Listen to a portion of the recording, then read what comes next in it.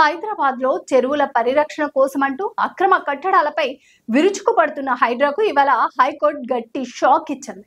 ఓ అక్రమ కట్టడానికి సంబంధించి గతంలో తాము ఇచ్చిన ఆదేశాలను పట్టించుకోకుండా ఆదివారం కూల్చివేతలు చేపట్టడంపై హైకోర్టు తీవ్ర ఆగ్రహం వ్యక్తం చేసింది. తమ ఆదేశాలను కూడా పట్టించుకోరా అని వర్చువల్ గా విచారణకు హాజరైన హైడ్రా కమిషనర్ రంగనాథ్ ను నిలదీసింది. అయితే ఈ క్రమంలో హైడ్రా కమిషనర్ రంగనాథ్ ఇచ్చారు. హైడ్రా లక్ష్యం కూల్చివేతలు కాదని చెరువుల పునరుద్ధరణ మాత్రమేనని హైడ్రా కమిషనర్ రంగనాథ్ స్పష్టం చేశారు. హైడ్రాపై అసత్య ప్రచారాలను ప్రజలు నమ్మవద్దని ఆయన విజ్ఞప్తి చేశారు. హైడ్రా తీరుపై హైకోర్టు అసంతృప్తి వ్యక్తం చేసిన నేపథ్యంలో వివిధ అంశాలపై స్పందించిన రంగనాథ్ మూసీ సుందరీకరణతో హైడ్రాకు సంబంధం లేదన్నారు. కూల్చివేతలన్నీ హైడ్రావి కావని స్పష్టం చేశారు. పేదల నివాసాలు జోలికెళ్లమని హైడ్రా కమిషనర్ రంగనాథ్ పునరుద్ఘాటించారు.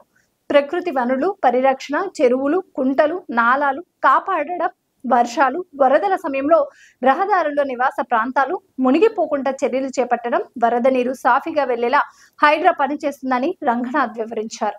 హైదరాబాద్ లో ప్రభుత్వ స్థలాలు, చెరువుల పరిరక్షణ, విపత్తు నిర్వహణ కోసం ప్రభుత్వం ఏర్పాటు చేసిన హైడ్రాపై హైకోర్టు అసంతృప్తి వ్యక్తం చేసింది. కూల్చివేతల వ్యవహారంలో గతంలో ఇచ్చిన తీర్పుల ఉల్లంఘన జరిగిందని తీవ్ర స్థాయిలో ఆగ్రహం వ్యక్తం చేసింది.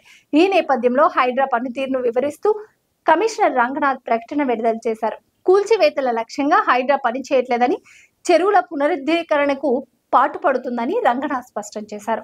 పేదలు, మధ్యతరగతి ప్రజలు ఇళ్లను హైడ్రా కూల్చడం లేదన్న ఈ విషయాన్ని ప్రజలంతా గమనించాలని విజ్ఞప్తి చేశారు.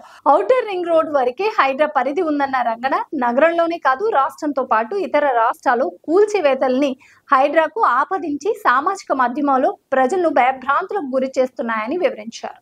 అత్యవసర పరిస్థితిలో ప్రజలను కాపాడడం కాకుండా చెట్లు కూలితే వెంటనే తొలగించడం, రహదారులు, నివాసాల్లోకి వచ్చే వరద నీటిని మళ్లించడం, వరద ముప్పు లేకుండా వరద నీటి కాలువలు సాఫీగా పారేలా చూడడం జరుగుతుందన్నారు. డిఆర్ఎఫ్ బృందాలతో నష్ట నివారణ చర్యలు, ప్రజలకు రక్షణ కల్పించడం వంటి అంశాలను పరిగణలోకి తీసుకుంటామని రంగనాథ్ తెలిపారు. ఒకప్పుడు నగరానికి లేక్ సిటీగా పేరుండేదని, గొలుసు కట్టు చెరువులు సాగు, తాగు నిరోధించేవని రంగనాథ్ గుర్తు చేశారు. ఆ చెరువులను పునరుద్ధరించడం, వరద నీరు ఆయా చెరువులోకి ఎక్కడికక్కడ చేరేలా చూడడం జరుగుతుందని చెప్పారు. అందుకోసం వరద నీటి కాలువలు, నాలాలు ఆక్రమణలు లేకుండా నీరు సాఫీగా సాగేలా చర్యలు చేపడుతున్నట్లు రంగనాథ్ తెలిపారు.